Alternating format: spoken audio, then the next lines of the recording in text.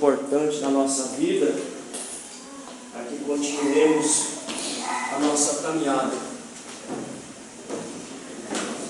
Como nós falamos semana passada, a oração de Paulo, Efésios capítulo 3, a partir do verso 14, em que o apóstolo, ele pede nessa oração algumas coisas importantes para que tenha na nossa vida, para que nós consigamos servir ao Senhor.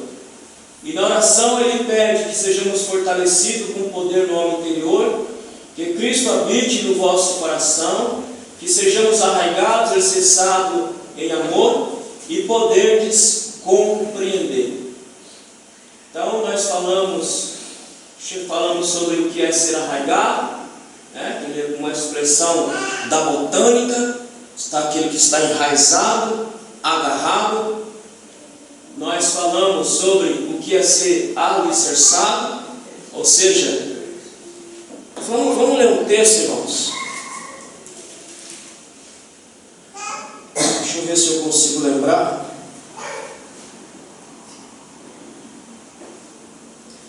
Abra em 1 Coríntios,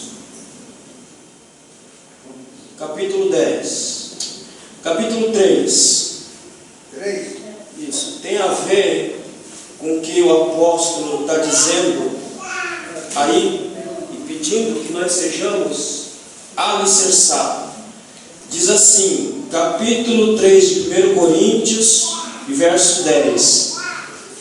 Segundo a graça de Deus que me foi dada, pus eu, como sábio arquiteto, o fundamento, e outro edifica sobre ele, mas veja cada um como edifica sobre ele, porque ninguém pode pôr outro fundamento além do que já está posto, o qual é Jesus Cristo. E se alguém sobre este fundamento formar um edifício de ouro, prata, pedras preciosas, madeira, feno e palha, a obra de cada um se manifestará. Na verdade, o dia declarará, porque pelo fogo será descoberto, e o fogo provará qual seja a obra de cada um. Então, o fundamento já está posto. O fundamento é Cristo. E é sobre esse Cristo que nós edificamos. É sobre esse Cristo que nós construímos. É sobre esse Cristo que nós servimos. E ninguém pode colocar outro fundamento além deste. Porque se colocar outro fundamento além deste, será como aquele homem que construiu sua casa na areia. Vindo o vento, passa e leva. Então essa é a primeira coisa, uma das coisas que Paulo pede. Precisamos de poder para compreender o amor de Cristo, também de forma correta e profunda. É o que Paulo pede, para que nós possamos compreender. Vamos ler Efésios capítulo 3 e versículo de número 16. Para que segundo as riquezas de sua glória vos conceda que sejais corroborados com poder pelo seu Espírito no homem interior. E ele diz que nós temos que estar cheios deste poder. E no versículo 14 ele responde. Porque, irmão, tudo na Bíblia tem um propósito. Quando você lê ou quando você vê a preposição para, ela sempre dá ideia de finalidade e propósito. Então ele diz no verso 16, para que nós sejamos corroborados com o poder pelo seu Espírito no homem interior. Com qual propósito? Verso 17 ele responde, para que Cristo habite pela fé nos vossos corações, a fim de estares arraigados e fundados em amor. Aí ele vem dizer no versículo 18, poderes perfeitamente compreender. Então, querido, o que mais ele pede? Ele pede que Deus nos dê poder para que nós possamos compreender esse amor de Deus que foge à nossa razão. Poderes compreender esse termo. Então, o termo poderes, esse termo indica a compreensão conheçamos por meio de estudo. Conhecer. Aqui o conhecer está ligado à experiência. Então, como é que eu posso compreender alguma coisa se eu não estudo, se eu não leio? Como é que eu posso compreender as Escrituras se minha prática de leitura é pouca? Como é que eu posso compreender o amor de Deus, sendo que esse amor está descrito e dito na sua bendita palavra? Então Paulo pede, olha, dê a eles o poder, porque por meio deste poder, e estudando a sua palavra, meditando na palavra, nós vamos conseguir compreender o amor de Deus e entender o amor de Deus. Nós, irmãos, nossa falta às vezes da graça de Deus é tão grande que nem o amor de Deus nós entendemos direito, nem o amor de Deus nós compreendemos direito quando começamos a questionar. Começamos a questionar por que Deus faz isso e aquilo na vida daquela pessoa, se aquela pessoa é assim, assim, assado. Porque a nossa falta de compreensão do amor ela é tão pouca que nós começamos a questionar e indagar a Deus por quê? Como é que o Senhor pode fazer isso? Ou como é que o Senhor pode amar alguém? Quanto de nós aqui, e os mais antigos vão lembrar de um ladrão famoso que tinha no Brasil, Escadinha. Esse homem viveu a vida para o crime no Rio de Janeiro, não só no Rio de Janeiro, como no Brasil. Viveu para o crime. Um outro parceiro dele, o vulgo gordo, o gordão, homens que viveram para o crime, mas que em dado momento de sua vida tiveram encontro com Cristo. E quando de nós ficamos questionando, será que realmente ele se converteu? Ou será que ele quer usar a igreja para lavar o dinheiro do tráfico de droga? Ou será que ele está se escondendo no evangelho para não acontecer alguma coisa? Quanto de nós, irmãos, questionaria, por exemplo, se o Fernandinho Beiramar hoje se convertesse? Quanto de nós... A minha foi resgatada do helicóptero, né? Foi a fuga extraordinária. Então, irmãos, até para compreender o amor de Deus, nós precisamos do Espírito de Deus para abrir nossa mente, nossa compreensão, para tentarmos compreender essa graça, tentarmos compreender esse amor. É muito simples, é só você olhar para tu mesmo. Olhe para você. Olhe para você mesmo. Não precisa nem olhar para ninguém, olhe para você mesmo. Veja quem você era. Veja como você era. Veja como você vivia, veja como você andava. E veja o que seria de sua vida se esse amor incompreensível não tivesse lhe alcançado, não tivesse chegado na sua vida. Aonde você estaria? Quem seria você? Olhe para você hoje. Há poucos dias atrás, aliás, isso vem acontecendo todo santo dia. Alguém se joga debaixo de um carro, alguém dá um tiro na sua cabeça, alguém se enforca, porque não aguenta a pressão da vida, não aguenta a dureza da vida, vai lá e arranca a sua vida, e você está aqui. Nós estamos aqui, com todos os revés da vida que vivemos, nós continuamos aqui. Nós não nos desesperamos, nós não nos apavoramos, por quê? Porque esse amor nos dá a paz e a tranquilidade que nós precisamos ter para esperar no Senhor. Então o apóstolo Paulo ele pede, dar-lhes o poder para que eles possam compreender, e compreender por meio do estudo, por meio da análise, mas não só compreender, mas também conhecer. E já expliquei a vocês que conhecer na Bíblia, irmão, está sempre ligado a relacionamento. Conhecer para o homem bíblico não é conhecer de maneira intelectual, não é adquirir conhecimento por sentar num banco. O conhecimento na Bíblia e para o homem bíblico é relacional. Eu só conheço alguma coisa, só conheço alguém se eu me relacionar com esse alguém. Se eu não me relacionar, eu posso ter conhecimento teórico. Eu posso ter conhecimento adquirido teoricamente, mas eu não conheço de fato. Eu só conheço de fato, de verdade, quando eu me relaciono com objeto de conhecimento. Se eu quero ter conhecimento de Deus, eu tenho que me relacionar com Deus. E não é relacionar, conhecer teoricamente. É conhecer experiencialmente. É na vivência diária que nós adquirimos conhecimento. Até para isso nós precisamos do poder de Deus para que possamos conhecer a Ele. Precisamos do poder de Deus para compreender.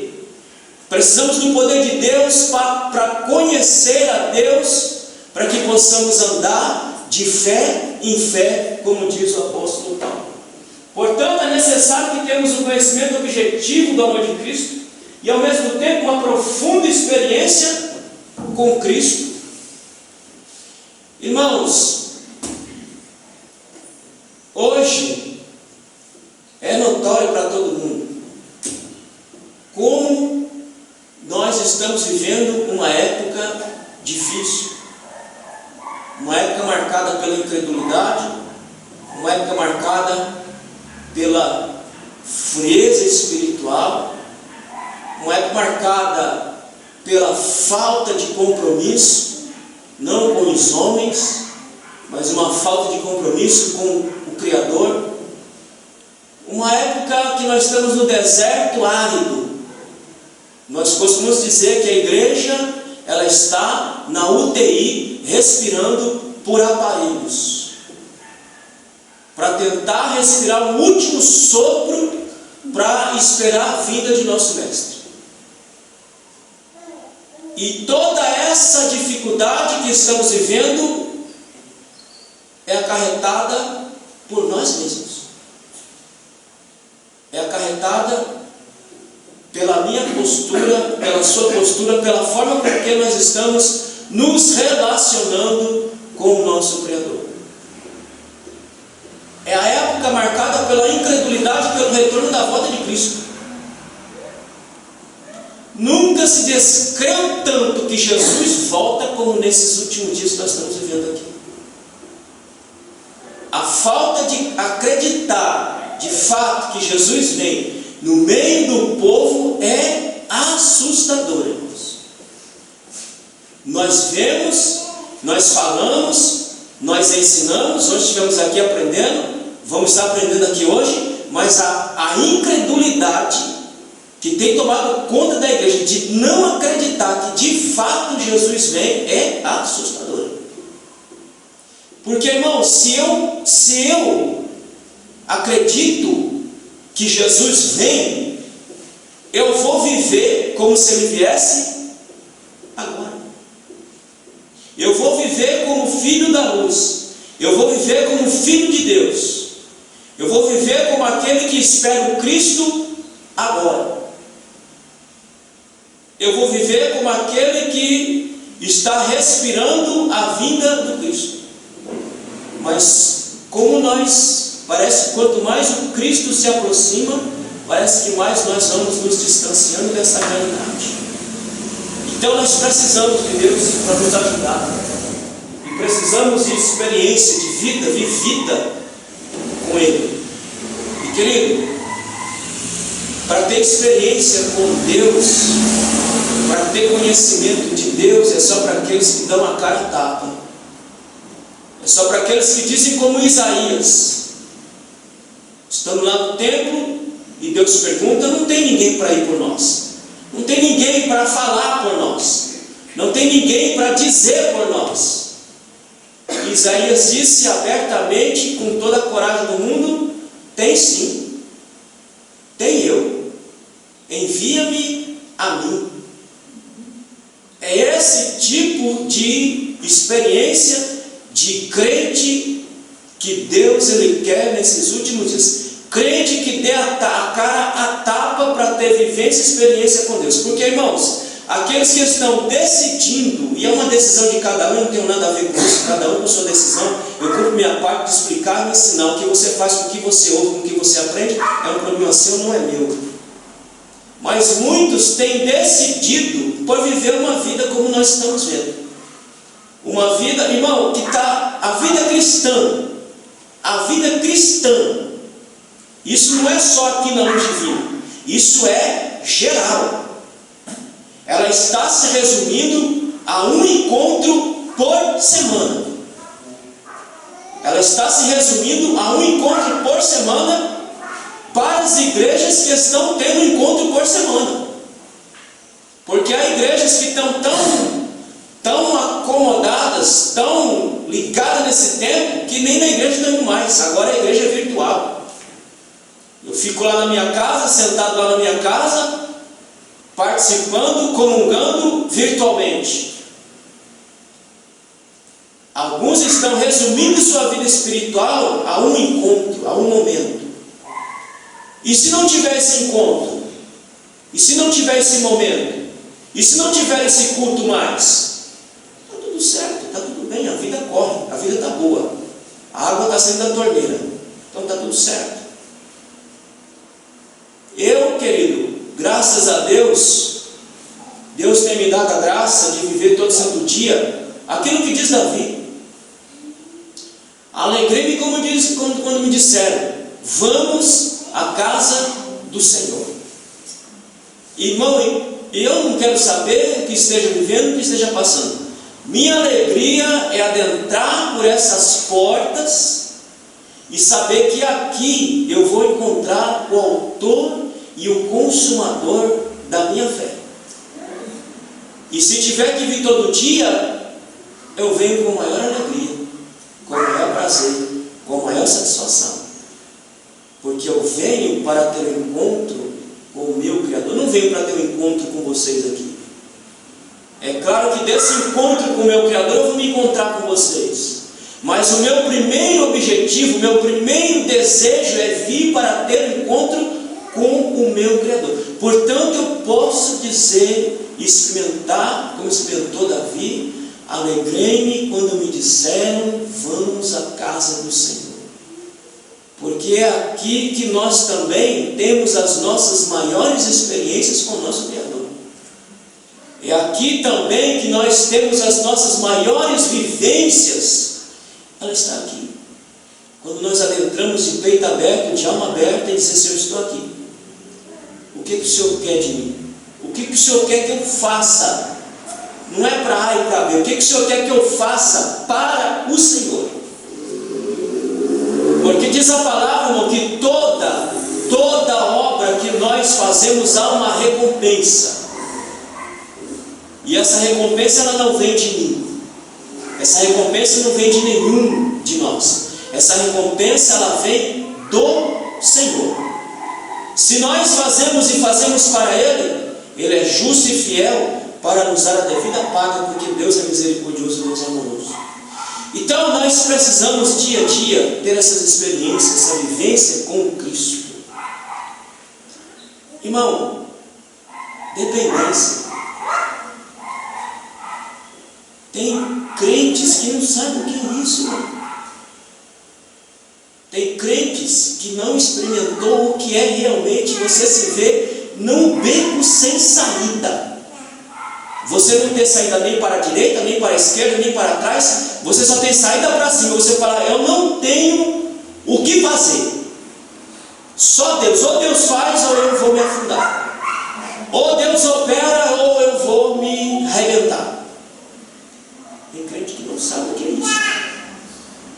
Tem crente que não sabe o que é ver a sua casa sem um mantimento e saber que Deus é Deus para prover.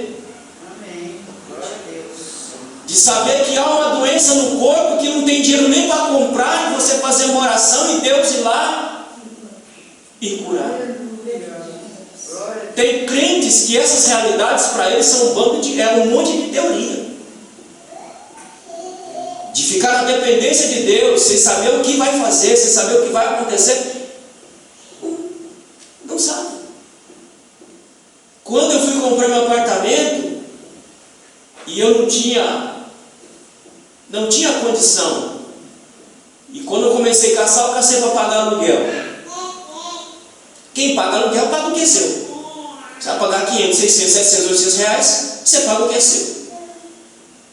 E quando eu estava em negociação com o meu apartamento, com o proprietário do apartamento, a querência a Kibon, ela tirou a representação da querência aqui na região leste, porque a querência tinha clientes aqui da Ponte Tatuapé até o Guararema, era mais de 3.000 clientes nessa região. A querência era uma firma que ela vendia 4 milhões de litros de sorvete por ano, e aumentando a vendagem.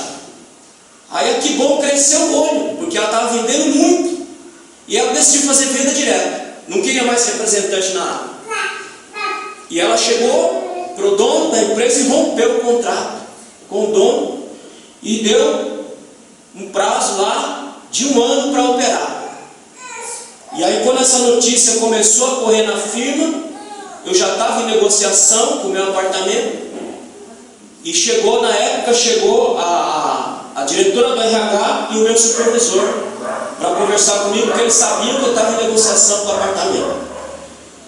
E eles chegaram e falaram assim: Luiz, para a negociação, Luiz, porque daqui a pouco você vai ficar desempregado, você não vai ter como pagar, você não vai ter como arcar com esse compromisso desse apartamento que você está negociando.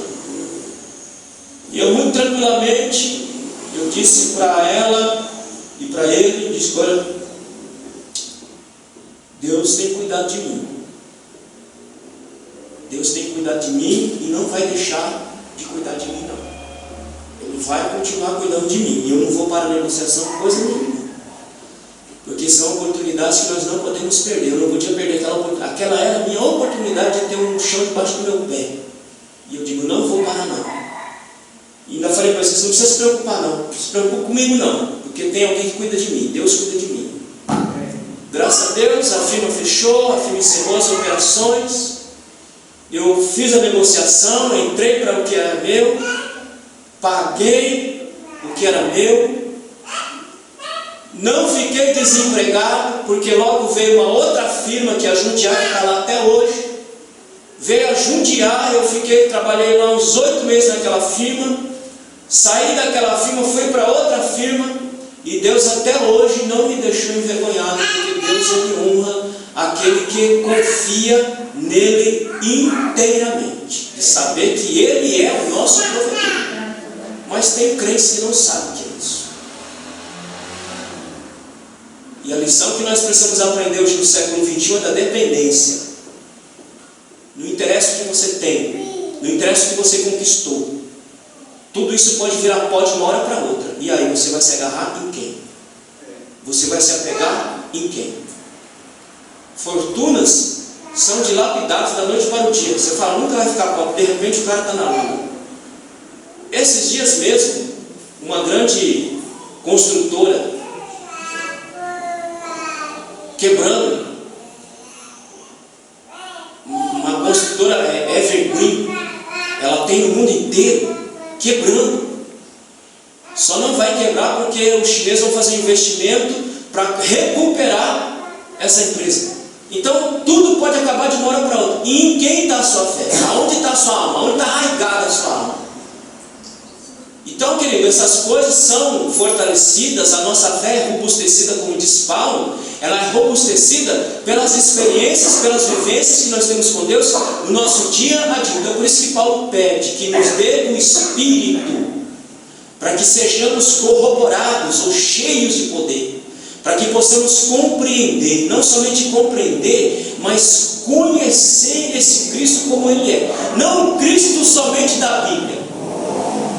Porque o problema é que essa geração, a geração de hoje, ela conhece o Cristo da Bíblia. Ela conhece só o Cristo que está fincado na Bíblia. Mas ela não conhece o Cristo que o apóstolo Paulo está dizendo aqui no versículo 17: para que Cristo habite pela fé nos vossos corações. Irmão, o Cristo não pode estar só aqui dentro, porque se ele estiver só aqui dentro, é só teoria para você. Se o Cristo estiver só para você aqui dentro, ele é só uma teoria, ele é só uma ideia para você. O Cristo tem que habitar dentro de mim, fazer morada dentro de mim. Para muitos irmãos, o Cristo é só uma teoria, é só o Cristo da Bíblia, mas e o Cristo da vivência do dia a dia? Esse ainda não conhece. Mas que Deus tenha misericórdia e os faça conhecer por graça. Portanto, é necessário que tenhamos conhecimento objetivo do amor de Cristo, ao mesmo tempo uma profunda experiência com Deus. O uso que Paulo faz nas categorias dimensionais no texto indica imensurabilidade do amor de Cristo. O que ele está falando? Versículo 18. Para poderdes, então ele pede que sejamos cheios do Espírito para compreender, para conhecer. E aí o versículo 18 ele diz qual é o outro propósito desse enchimento. E aí ele vem: para poderdes perfeitamente compreender com todos os santos, qual seja, primeiro, a largura, e o comprimento, e a altura, e a profundidade. O apóstolo Paulo pega essas dimensões para dar a ideia de imensurabilidade do amor de Cristo. Qual é o tamanho desse amor? Dá para mensurar, e chega-se à imensurabilidade. Aquele I prefixado, imensurabilidade, ele funciona como não. Não podemos mensurar esse amor. Por isso ele coloca essas categorias, e na matemática são categorias ad infinito. Largura, que ele diz aqui, largura, comprimento, altura, profundidade, ad infinito. São categorias que nós não conseguimos ter uma medida exata de sua infinitude. Então ele diz: esse amor, ele é imensurável, não podemos mensurar. Se nós não podemos mensurar, como é que nós vamos compreender então alguma coisa que nos escapa à nossa razão? É a mesma coisa, irmão. Deixa eu simplificar para vocês aqui. Se eu pedir a vocês aqui e mentalmente pedir para você desenhar um cacho de banana, você desenha. Se eu pedir para você desenhar um cacho de uva, você desenha. Qualquer coisa que eu pedir que você conheça, você desenha. E agora, se eu pedir para você desenhar para mim, desenha Deus para mim. Qual é a imagem que você tem na sua mente? Qual é a imagem que você está lá arquivado, gravado na sua mente, que lhe dê condição de desenhar Deus? Há? Não há.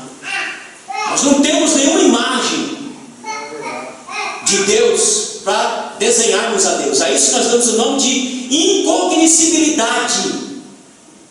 Ou seja, aquilo que escapa ao meu conhecimento, aquilo que escapa à minha razão, que eu não tenho nada com que eu possa representar a Deus. Por que Deus não deu nada para ser representado? Porque se Deus desse para nós uma imagem que pudéssemos representá-lo, ele viraria para nós um ponto de idolatria. Isso para todos. Independente se seja católico, se seja protestante, independente. Seríamos um idólatra, porque desenharíamos a imagem de Deus aqui nesse altar, portanto que não teria nada aqui nesse altar, só teria a imagem de Deus aqui, e Deus viraria para nós um objeto de idolatria, e não um Deus verdadeiro e único como Ele é. Porque nós não temos nada na nossa mente, ela escapa. Como é que nós entendemos? Como é que nós compreendemos? Como é que eu creio?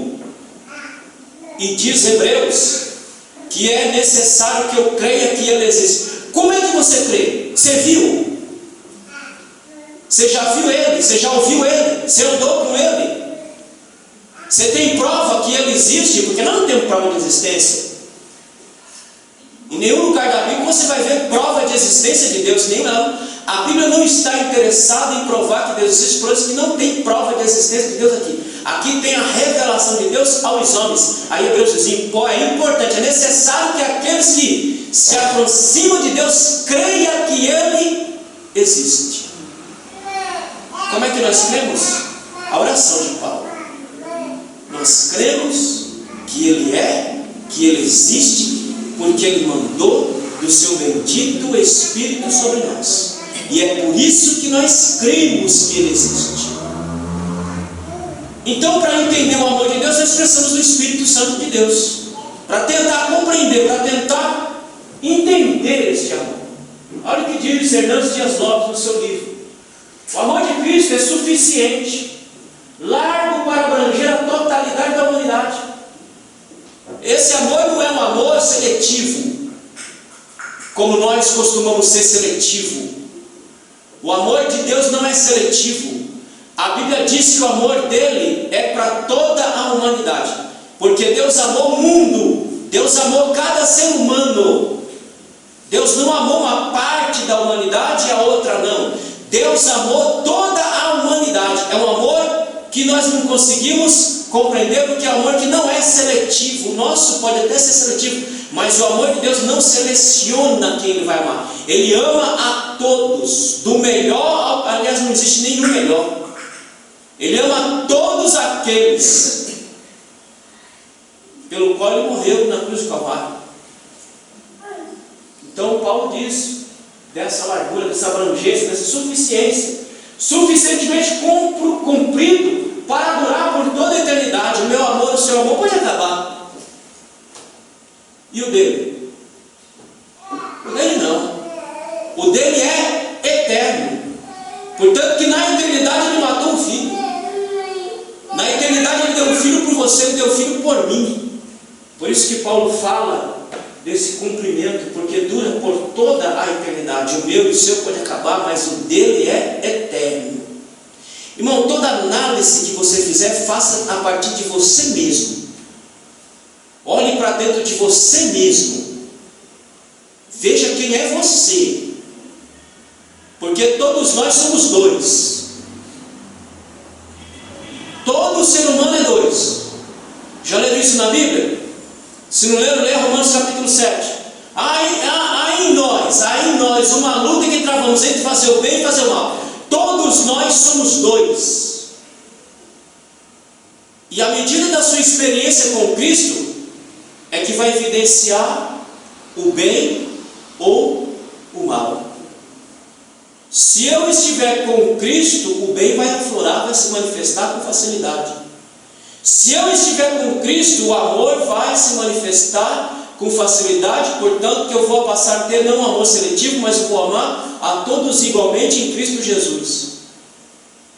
Se eu estou próximo de Cristo, minhas ações serão pautadas pela palavra do Senhor. Quanto mais longe de Cristo, mais o mal se manifesta na minha vida, na minha alma. Portanto, que todos nós somos dois. Por isso que Paulo pede o poder do Espírito para compreender esse amor, que é um amor eterno e não é seletivo, suficientemente profundo para alcançar o pecador mais degradado. E aí você lê Isaías 53. E suficientemente alto para levá-lo ao céu. Então ele é profundo para alcançar o mais vil dos homens. Ele é profundo para alcançar o mais pecador, o mais desgraçado dos homens. Esse amor alcança. Tamanha é a profundidade. Esse amor é alto, tão alto que pode nos levar aos céus para estarmos com Cristo Jesus. E é essa a nossa esperança, de que Ele venha e busque a sua bendita igreja. Então, quando Paulo usa essa figura de linguagem,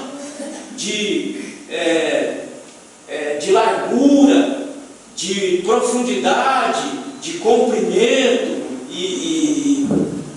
ele está dizendo o seguinte: é um amor imensurável, é um amor que não se pode compreender com categorias humanas. Irmão, por que muita gente tem dificuldade de entender a Bíblia? Porque Paulo também pede isso. A gente vai ver, a gente vai chegar lá, versículo 18 vai chegar, no capítulo 4 a gente vai chegar lá. Por que tem muita gente que tem dificuldade de entender a Bíblia? Porque precisa do Espírito. Porque é o Espírito que ilumina a nossa mente. É o Espírito que clareia a nossa mente para nós compreendermos a palavra de Deus, para nós entendermos a palavra de Deus. Então veja que o Espírito é elemento essencial na vida do crente. Se eu não tiver com esse Espírito, cheio desse Espírito, eu não vou entender o que Paulo está dizendo aqui sobre a largura, sobre a altura, sobre o comprimento, sobre a profundidade desse amor, não vou compreender. Portanto, eu preciso desse Espírito na minha vida. Russell Shedd entende que a largura do amor de Cristo abrange membros de toda a tribo, língua, povos e nação. O Evangelho é tão largo que não se pode excluir nenhuma entidade. No amor dele, irmão, no amor dele não se exclui. O amor dele inclui.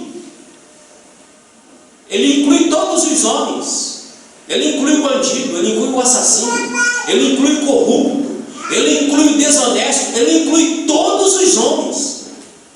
Então não é um amor que só por uma... Não, eu amo, eu morro só por essa. Não, ele ama e ele morre por toda a humanidade. A diferença está em quem vai usufruir deste amor e quem não vai usufruir deste amor. Aí está a diferença. Mas ele morreu por todos os homens. Agora, usufruir deste amor aí é outra coisa. Aqueles que têm um relacionamento mais sério, mais profundo, vai usufruir desse amor. Aquele que não quer nada, não vai usufruir. Vai viver, vai ter a benesse de Deus, porque Ele manda sol e chuva para todos os homens, vai ter a benesse de Deus, mas não vai aproveitar, não vai usufruir desse amor incompreensível com o qual Deus tem nos amado. Por isso que o Sr. Shedd diz isso, que é o amor que não exclui nenhuma entidade, nenhuma comunidade humana. O seu cumprimento aponta para o tempo, começando no Éden, logo após a queda do homem, até o fim, quando Jesus voltar. E ainda quando Jesus voltar, nós somos para a glória celeste, esse amor ainda vai continuar buscando almas. Porque enquanto nós estamos lá na glória, participando das boas do Cordeiro, Cristo está aqui recolhendo os seus ainda. Então é amor que não tem fim. É um amor que será experimentado na eternidade também. Nunca houve, nem haverá até Cristo voltar um intervalo na operação poderosa salvadora do Evangelho. A terceira dimensão é a sua altura, que vem do mais alto do céu e desce até o mais baixo inferno. Ou seja, o amor dele, que estava manifesto nos céus, se manifestou historicamente em um homem. O amor dele é tão alto, tão profundo, que ele decidiu por ele vir morrer por cada um de nós, irmãos. Irmãos, se nós amássemos como Cristo de fato ama, nós não veríamos tanta mazela no meio do povo de Deus. Nós não veríamos tanta miséria acontecendo no meio do povo de Deus. Se nós amássemos como Ele ama, se nós buscássemos como Ele busca, muita coisa nós não veremos no seu povo. Por isso que Paulo diz, precisamos do Espírito para compreender, não somente compreender, experimentar e viver esse amor em Cristo Jesus. E finalmente, sua profundidade chegará até os piores pecadores, já descrito eficientemente. Não há nenhum pecador rebelde que não possa ser incluído em tão grande salvação. Não tem como, não fica ninguém de fora desse amor. Não fica ninguém de fora dessa graça. Não fica ninguém de fora dessa misericórdia em que Ele tem alcançado a mim e tem alcançado a você. Portanto, que quando você fosse analisar, como diz Paulo, e infelizmente nós fazemos só quando vemos para a ceia, mas o tempo verbal lá é ato contínuo. Examine-se, ato contínuo e uma ordem. Examine-se, pois, o homem a si mesmo. Quando? Ato contínuo. Todos os dias. Todos os dias nós temos que nos examinar. Nós temos que nos julgar a nós mesmos. O outro, o seu irmão, deixa que tem quem julgue. Julgue você mesmo. Analise você mesmo. Porque é você que vai dar conta de sua vida. Não é A, não é B. É você que vai dar conta de sua vida. E se você perder seu tempo olhando, julgando, analisando a vida do outro, você não consegue julgar nem sua vida, nem do outro.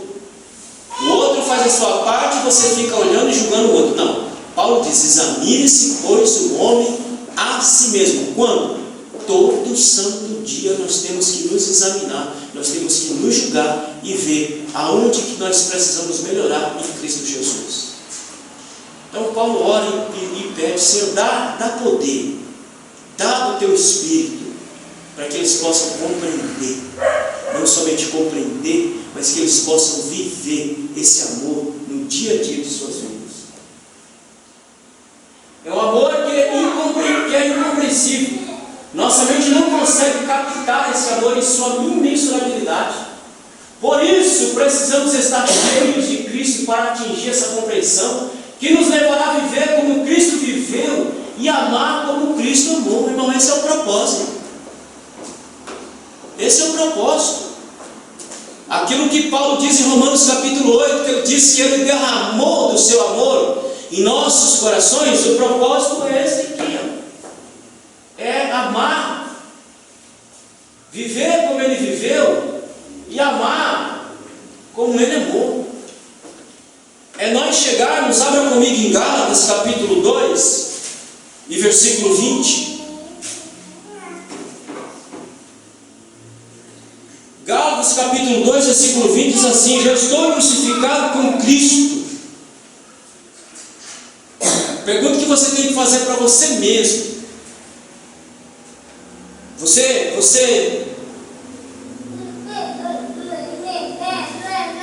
está crucificado com Cristo? Em outro texto, Paulo vai dizer: eu trago no meu corpo as marcas de Cristo. Se você está crucificado com Cristo, você vai entender o que Paulo está dizendo aqui. Se você não está crucificado com Cristo, você não vai entender o que Paulo está dizendo aqui. Você entende que não é uma teoria, é uma vivência? Ele diz: olha, já estou crucificado com Cristo e vivo, não mais eu, mas vivo, mas Cristo vive em mim. E a vida que agora vivo na carne, vivo na fé do Filho de Deus, o qual me amou e se entregou a si mesmo por mim. Então, se você está crucificado com Cristo, a vida que você vive na fé por meio do seu Cristo. E você traz no seu corpo as marcas do seu Cristo. Então, qual é o nosso alvo? O nosso alvo é viver como ele viveu e amar como ele amou. Esse é o alvo. Esse é o objetivo. Viver como ele viveu e amar como ele amou. O dia que nós conseguimos isso, irmãos, então haverá de fato aquilo que a oração que Jesus fez em João capítulo 10. Pai, assim como o Senhor é um, que eles sejam um. E aí Paulo diz que essa unidade é feita, este vínculo da paz é feita, nós vamos ver isso em Efésios, pelo Espírito de Deus. E aí, irmão, a Bíblia nos dá respaldo para cada um de nós aqui fazer uma autoanálise da nossa vida. Eu tenho sido esse vínculo de paz, eu tenho sido esse vínculo de elo entre um e outro. Eu tenho vivido como o Cristo viveu, eu tenho amado como Cristo amou, que se entregou ou deu a sua vida pela sua igreja. Então o alvo é esse, é viver como ele viveu e amar como ele amou. Esse é o objetivo. Aí, esses dias eu falava com alguém, irmãos, que hoje o Evangelho ele é utópico. Os irmãos sabem o que significa a palavra utopia? A gente ouve muito isso no meio político. Quem sabe o que significa utopia aqui? Utopia, o sentido da palavra, o significado da palavra utopia é não lugar. Quando você ouvir falar assim, mas isso é utópico, o que está dizendo é o seguinte: o que você está falando não tem como ser de fato concretizado na realidade vivida. É isso que o Evangelho está se tornando. O Evangelho está se tornando uma utopia. Parece que a realidade do Evangelho não encontra lugar no nosso meio. Ele é só uma ideia. O Evangelho está se tornando uma ideia vaga do que é Evangelho. Porque uma realização de fato, irmão, é só uma utopia mesmo que está virando. E se viver como ele viveu e amar como ele amou, está virando uma utopia, não tem lugar no nosso meio. Está virando só uma teoria, daqui a pouco vai virar uma teoria. O amor que Deus fala, o amor que Cristo fala, o amor que os apóstolos falam, o amor que os apóstolos ensinam, está virando uma teoria. Não está achando solo firme para ser vivido no nosso dia a dia entre nós. E aí fica difícil o ser humano ver Cristo, como diz a visão de Apocalipse, andando no meio da igreja. Nossa alma tem que ser alimentada pelo Espírito de Deus, nossa alma tem que ser alimentada pelo poder de Deus, nossa alma tem que ser alimentada, como diz Paulo, por tudo aquilo que é de boa fama, nossa alma tem que ser alimentada por essas coisas. Nós não podemos e nem nos permitir se infectar com todo tipo de lixo emocional que vai romper nossa comunhão primeira. Quando você se deixa levar, irmãos, por esse mundo perverso que nós aí estamos, a primeira comunhão que se perde é com você mesmo. Você não vai perder a comunhão comigo. A primeira comunhão que se perde é com você mesmo. Irmão, quando o crente entra em parafuso espiritual, em crise espiritual, é porque já há um sinal de que ele não tem comunhão com ele mesmo. Você já perdeu a sua comunhão com você mesmo. Não diga, eu estou em crise, eu estou não sei o quê. Isso já é uma sinalização que você está perdendo comunhão com você mesmo. Se você perde comunhão com você mesmo, você perde comunhão automaticamente com o seu Criador. Você já não consegue mais comungar com o seu Criador. Você não consegue mais fazer com que o seu Criador venha até você e se assente junto com você e comungue, coma com você, se relacione com você, porque você perdeu comunhão consigo mesmo. E a terceira que você vai perder é com o corpo de Cristo. Porque se eu não for habitado por Ele, se eu não for habitado por Cristo, se eu não conseguir viver como Ele viveu, se eu não conseguir amar como Ele amou, irmão, eu sou uma utopia de crente de Evangelho. Se não alcançarmos isso, estamos perdendo tempo no Evangelho. É isso, irmão, é simples assim. Se nós não conseguimos alcançar essa vivência, viver como ele viveu, amar como ele amou, das listas que o Valmir colocou aqui, essa aqui também entra. Eu vou ficar também. Se eu não conseguir amar como ele amou, se eu não conseguir viver como ele viveu, eu vou ficar. Portanto, que não dá para ficar perdendo tempo olhando para um para outro, tem que olhar para ti mesmo. Olhe para você, olhe somente para você. Se preocupe com você. Ah, mas e o filho, a mulher, isso aqui? Se preocupe com eles, mas você não vai salvar ninguém. Você vai salvar somente você. Com eles, o máximo que você pode falar, já sabe, né? Se andar por aí, vai para os quintos dos infernos. É o máximo que você pode fazer por ele. Se preocupe com você, porque cada um de nós dará conta de si mesmo ao Senhor. Se preocupe em alcançar o ideal. Se preocupe em alcançar o objetivo. Por que Paulo diz em Filipenses capítulo 4, ou capítulo 4, não sei, em Filipenses, se você ler, você vai achar, é pequeno. Ele diz que ele prossegue para o alvo. Ora, se ele prossegue para o alvo, ele continua olhando o alvo. O alvo é Cristo. Eu tenho que olhar para Cristo, eu tenho que ver Cristo, eu tenho que mirar em Cristo, para que eu possa andar e continuar andando rumo à salvação eterna em Cristo.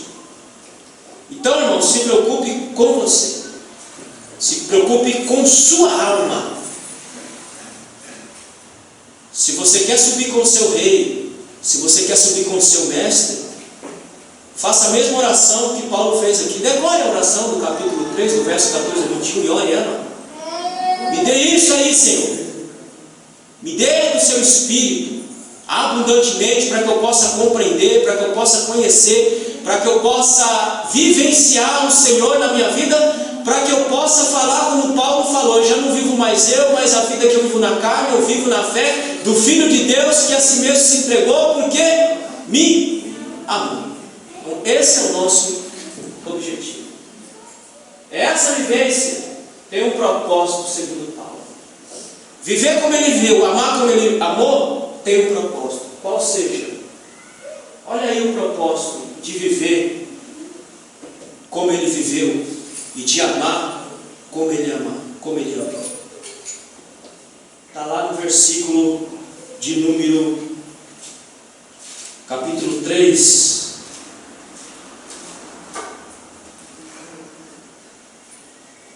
E versículo 19, ele coloca o propósito, vai colocando: conhecer o amor de Cristo, que excede todo. Como é que você vai conhecer uma coisa que excede entendimento? Como é que vai se compreender alguma coisa que foge à compreensão? Como é que vai compreender o amor dele que eu não consigo racionalizar? Ora, por isso que ele diz, ele ora: dá a eles o poder do Espírito, porque se eles tiverem o Espírito, eles vão conhecendo o amor de Cristo, que excede todo o entendimento. Com qual propósito? Para que sejais cheios de toda a plenitude de Deus. Cheios de Deus. De almas e pessoas que transbordem Deus todos os dias de sua vida. Vamos ler esse texto aqui. 2 Coríntios, capítulo 3, versículo 18, que ele vai explicar o que é essa plenitude de Deus. Quem achou, por favor, leia. Mas todos nós, com a cara descoberta, refletindo como um espelho a glória do Senhor, somos transformados de glória em glória, na mesma imagem como pelo Espírito do Senhor, a fim de que se encham de toda a plenitude de Deus. E Paulo vai explicar aí no capítulo, em 2 Coríntios, capítulo 3, versículo 18, que nós somos transformados de glória em glória na imagem de seu Filho. Se somos transformados de glória em glória na imagem do seu Filho, nós vamos ter a plenitude de Deus em nossa vida e nossa alma. É esse o propósito de Deus para nós. Que sejamos cheios da sua glória e da sua misericórdia. O versículo 20. Ora, aquele que é poderoso para fazer tudo, muito mais abundante além daquilo que pedimos ou pensamos, segundo o poder que em nós opera. Ele é poderoso para fazer tudo o que eu imagino, e muito mais ainda, pela eficiência do poder dele que opera em nós, opera na nossa vida, opera na nossa alma. A esse glória na igreja, por Jesus Cristo, em todas as gerações, para todos sempre. E aqui ele encerra a sua oração por nós. Então, irmão, que esta oração que Paulo fez seja sua oração. E eu vou ler aqui, eu encerro. Por causa disso, me ponho de joelhos perante o Pai de nosso Senhor Jesus Cristo. Faça como Paulo. Se ponha de joelhos diante de nosso Senhor Jesus Cristo. Não é diante de ninguém, é diante de Jesus. Se ponha de joelhos e passe a pedir o que Paulo pede aqui: do qual toda a família nos céus e na terra toma um nome. Ele é o Senhor da sua vida, então traga o nome dele sobre sua vida, traga a marca dele sobre sua vida, sobre sua existência, para que, segundo as riquezas de sua glória, vos conceda que sejais corroborados com poder pelo seu Espírito no homem interior. Peça isso, para que você seja corroborado, para que você seja cheio do Espírito de Deus no homem interior. E não é só cheio de Deus em um culto, em um encontro, em uma vigília, em uma consagração. Não.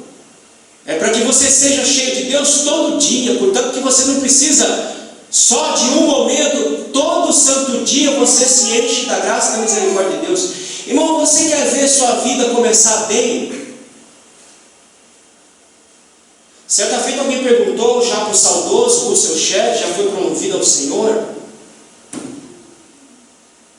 e perguntaram: como que é o seu devocional? Quantas horas é o seu devocional? E ele falou lá no horário que ele levantava, se não me engano, acho que 3 horas da manhã, era o devocional dele, 3 horas da manhã, e ele ficava lá no devocional dele, lendo, estudando a Bíblia, louvando ao Senhor, e ia até 6, 7 horas da manhã no seu devocional. Isso para iniciar o seu dia. Você quer ter a plenitude de Deus na sua vida? Inicie o seu dia com o seu devocional. Primeira coisa que você faça quando você sai de sua cama não é escovar dente e encher a barriga. Primeira coisa que você faça quando você sai de sua cama é dobrar o seu joelho para orar. Ah, mas eu trabalho cedo. Olha, então aí levante mais cedo,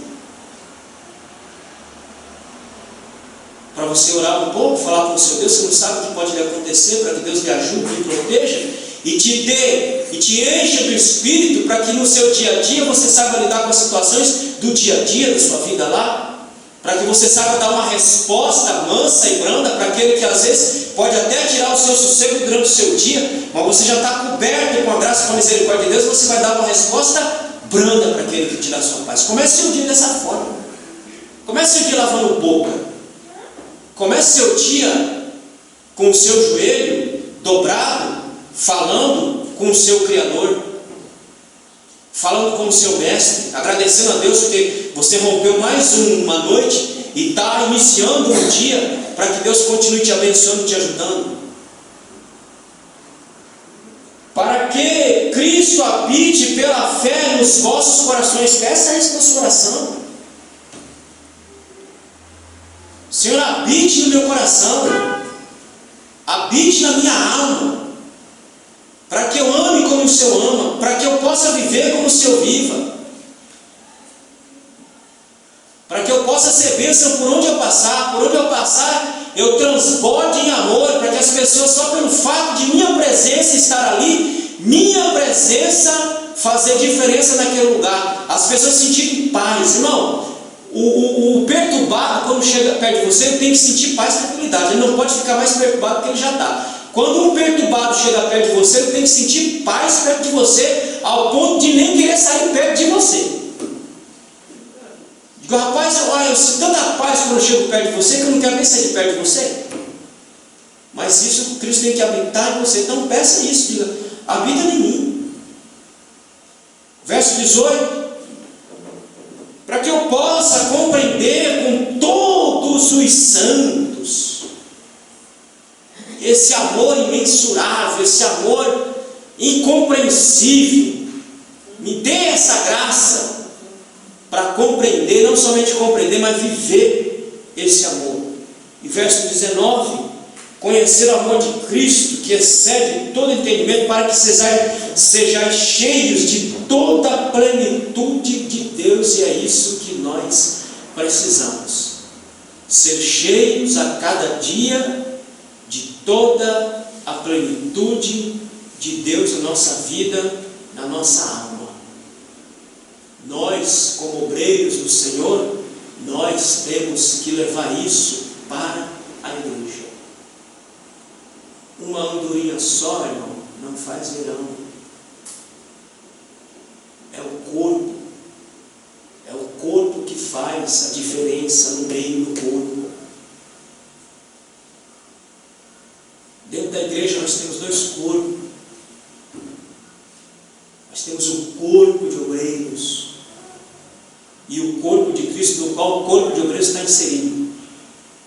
Não é que somos um corpo separado, eu estou dizendo que nós somos um grupo, um corpo de obreiros que está inserido no corpo de Cristo, e um corpo de obreiro que tem que fazer a diferença no meio do corpo de Cristo, e nós não estamos conseguindo fazer essa diferença no meio do corpo de Cristo. Cada um de nós, nós temos que ser sinceros conosco e dizer, ó, eu não estou conseguindo fazer, não estou sendo aquilo que eu deveria ser.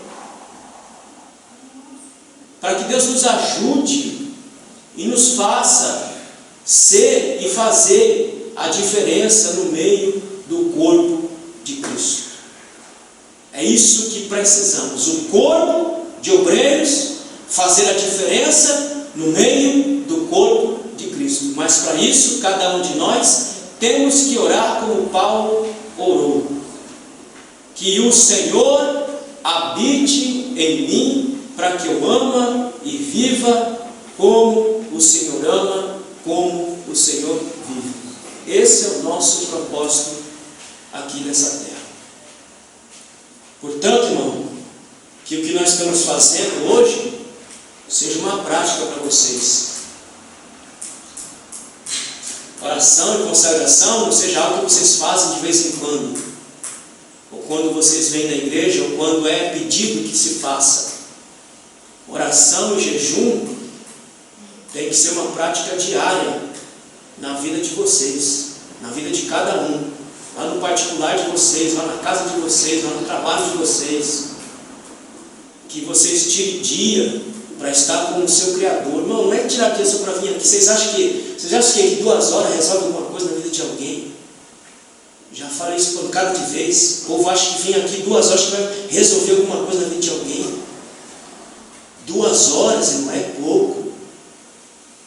A minha vida tem que ser todo dia diante de Deus, buscando a Deus todo dia, toda hora, todo instante.